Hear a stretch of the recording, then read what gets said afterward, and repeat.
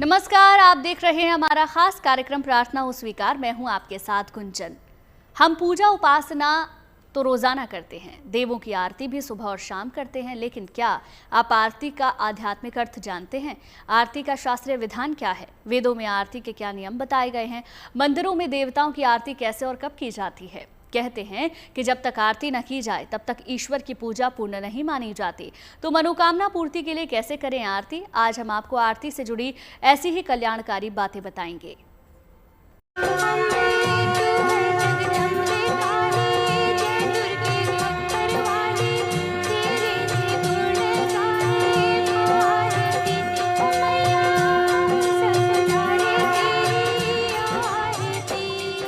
आरती है पूजन का संपूर्ण फल। आरती है भक्ति और भाव का समर्पण।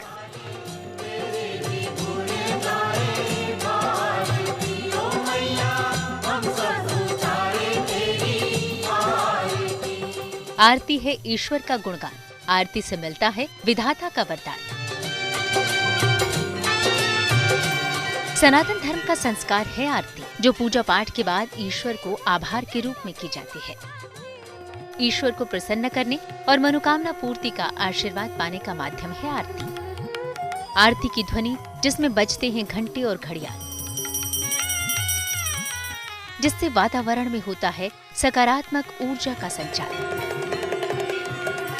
आरती एक अनुष्ठान है जो भगवान के प्रति कृतज्ञता और प्रेम दिखाने का भाव है। भगवान की पूजा से मन को शांति और आत्मा को तृप्ति मिलती है।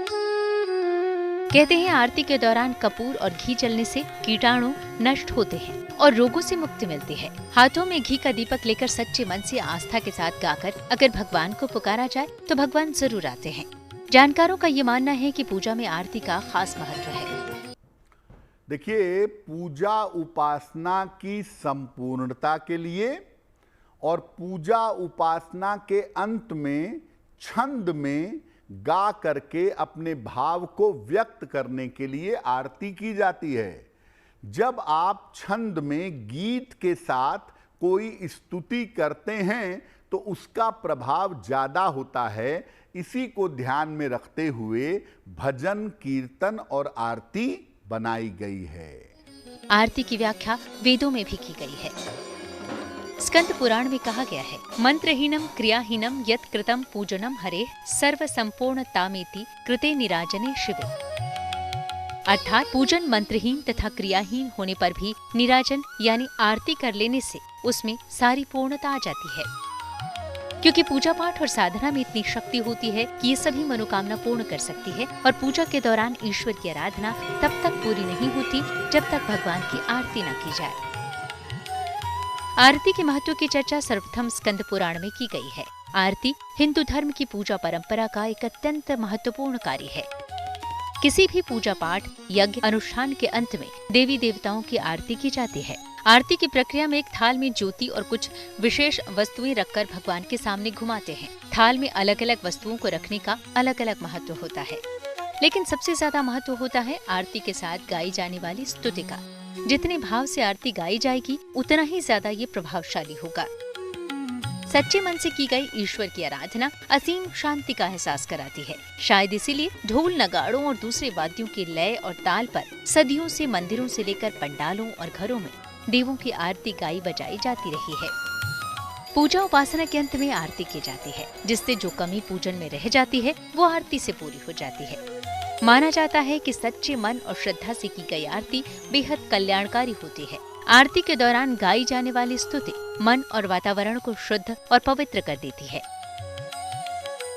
आरती करने के समय और विधान के साथ आरती के समय कैसी सावधानी रखनी चाहिए, ये सब तो हम आपको बताएंगे ही, लेकिन उससे पहले हम आपको बताते हैं कि आरती करने के क्या लाभ हैं।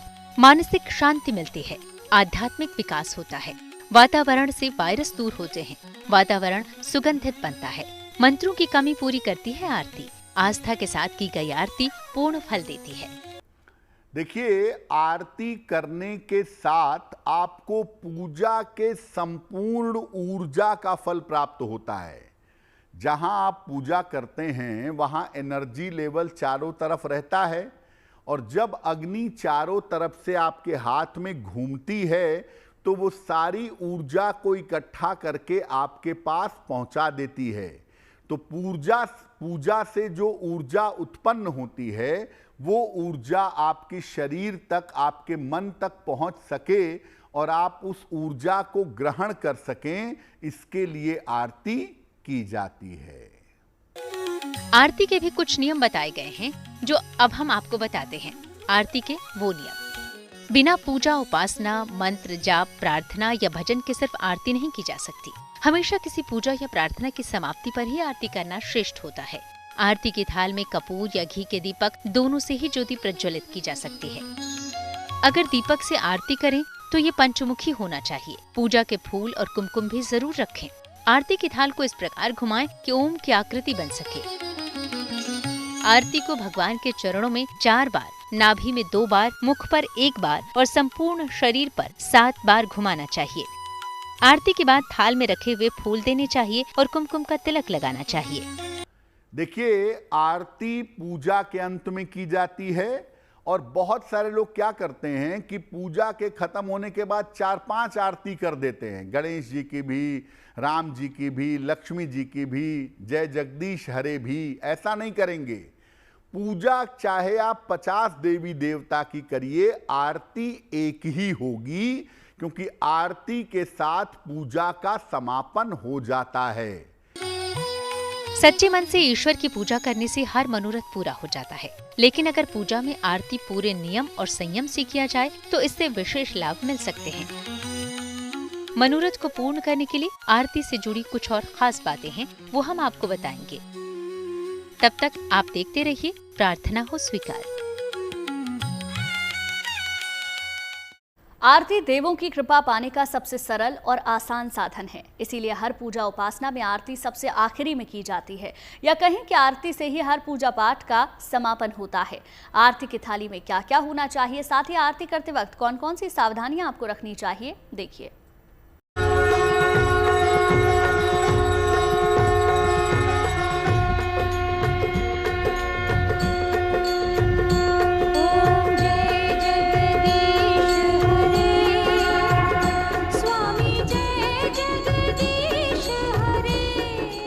भगवान का आशीर्वाद प्राप्त करने के लिए आरती करना सबसे उत्तम विधान है। पूजा पाठ, यज्ञ, अनुष्ठान का समापन आरती से करने का मतलब यही है कि अब पूजन समाप्त हो गया है।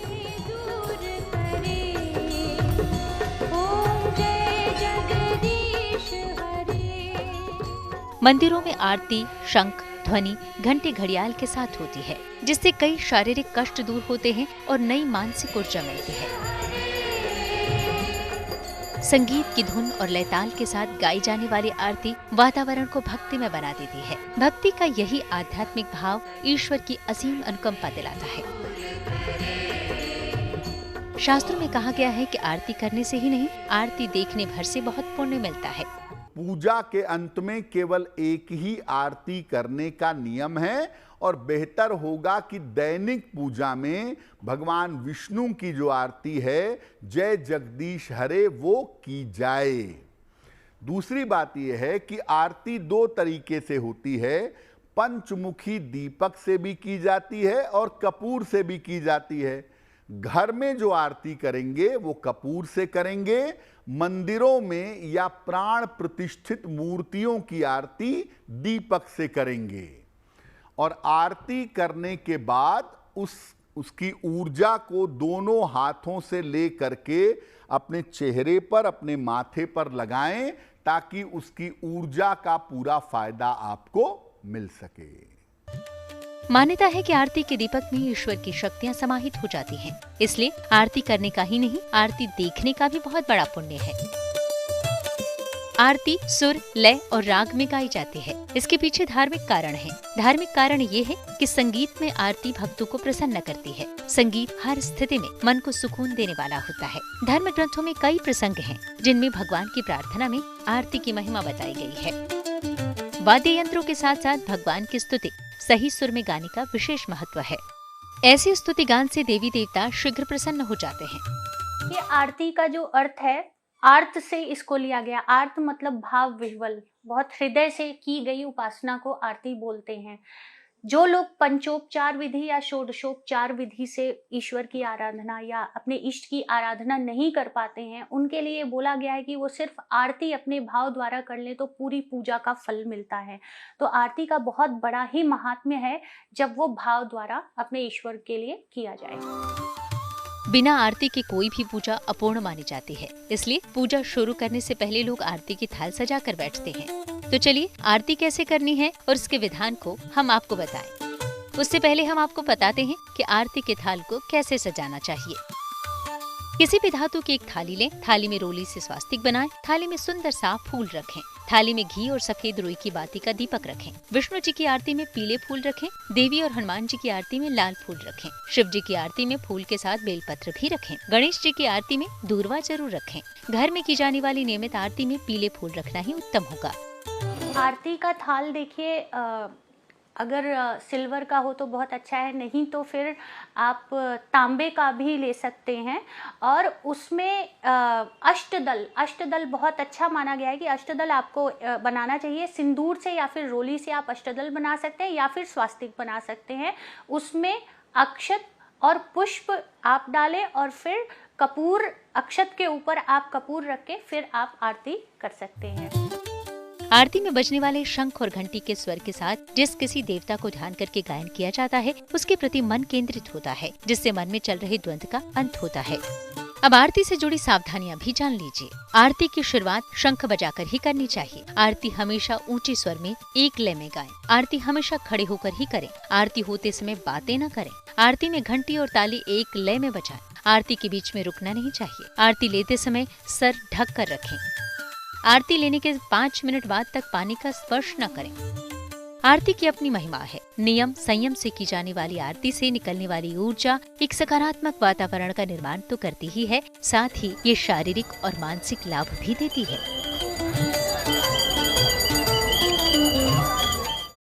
आरती को ईश्वर से संपर्क करने का सबसे सरल तरीका माना जाता है। कहा यह भी जाता है कि यदि आप आरती नहीं गा सकते तो मात्र से देखने और सुनने से ही ईश्वर की असीम अनुकंपा मिल जाती है।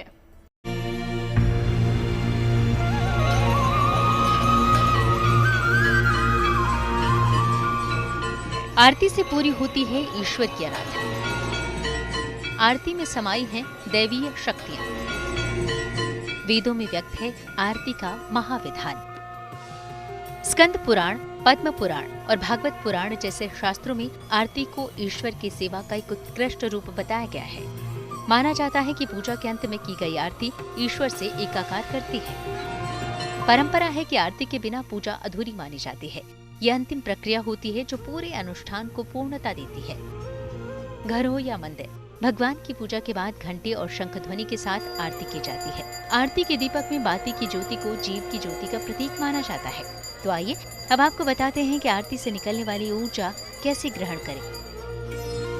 आरती से ऊर्जा लेते समय सर ढका रखें। दोनों हाथों को ज्योति के ऊपर घुमाकर नेत्रों पर और सर के मध्य भाग पर लगाएं। कम से कम 5 मिनट तक जल का स्पर्श न करें। दक्षिणा दान पत्र में डालें, आरती की थाल में नहीं। देखिए, आप जब भी आरती करें, आप ये जरूर ध्यान रखें कि आपके पास जल लेकर के ही आप आरती करें। आरती करने से पहले जल को चारों ओर छिड़कना चाहिए, आरती के थाल के सराउंडिंग में। और आरती संपन्न होने के बाद भी आपको जल जरूर छिड़काव करना चाहिए आरती के थाल के चारों ओर। तो जब भी आप आरती करें, जल लेकर के ही करें। कहते हैं अगर कोई व्यक्ति मंत्र नहीं जानता, पूजा की विधि नहीं जानता, लेकिन आरती कर लेता है तो भगवान उसकी पूजा को पूर्ण रूप से स्वीकार कर लेते हैं। आरती करना सेहत के लिए भी लाभदायक है। शरीर ऊर्जावान हो उठता है, मानसिक प्रबलता मिलती है और महसूस होता है कि ईश्वर की कृपा मिल रही है। तो बस अब आरती के साथ कीजिए ईश्वर का ध्यान। आपके जीवन में बढ़ने लगेगी सकारात्मक ऊर्जा और बन जाएंगे बिगड़े काम। चलिए इसी के साथ ही प्रार्थना उस स्वीकार में आज के लिए बस इतना ही, लेकिन अच्छी खबरों के लिए आप देखते रहिए गुड न्यूज टुडे।